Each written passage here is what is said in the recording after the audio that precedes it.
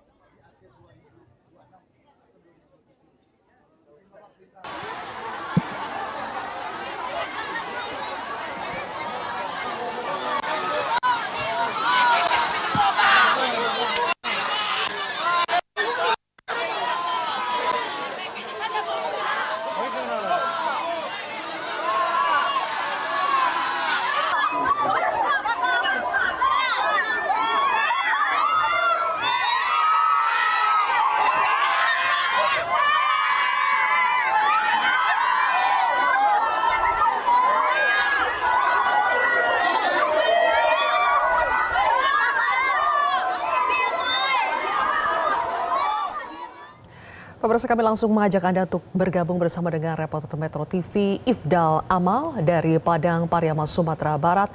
Ifdal, apa saja yang disampaikan oleh Presiden Prabowo Subianto kepada para korban yang berada di sana?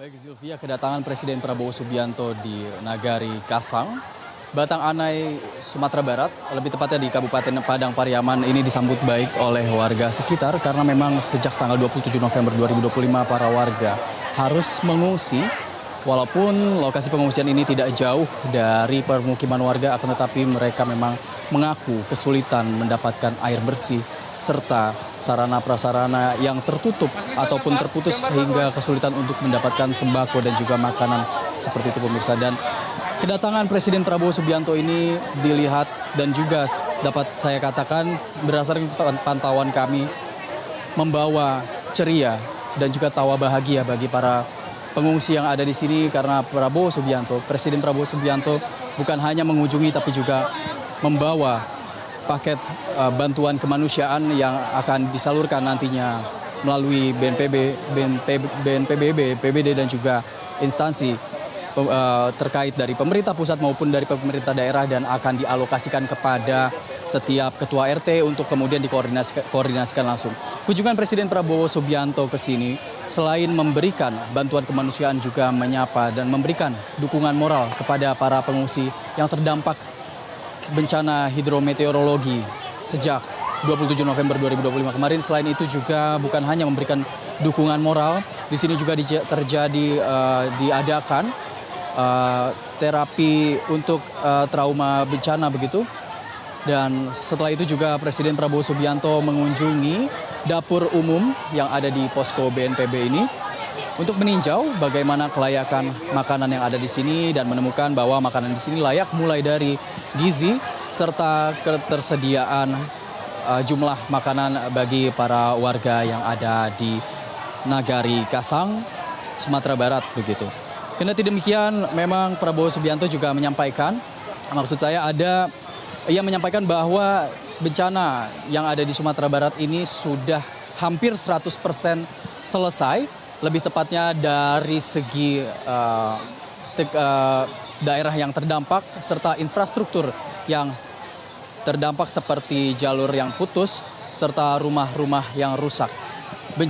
Bantuan terus dialokasikan karena Presiden Prabowo menginstruksikan untuk percepatan prioritas mempercepat penyaluran bantuan sosial karena bantuan sosial ini dinilai sangat penting untuk para pengungsi terdampak bencana terutama di daerah-daerah yang terisolasi.